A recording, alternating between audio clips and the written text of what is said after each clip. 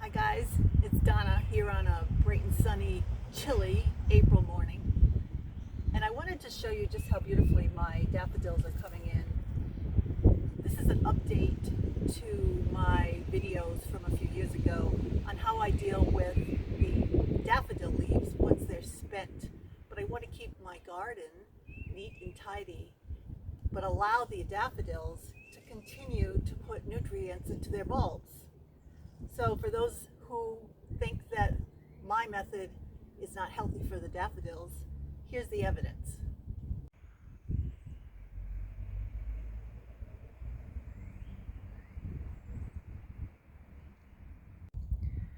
And these daffodils have not yet bloomed, but you can see it's going to be quite a show.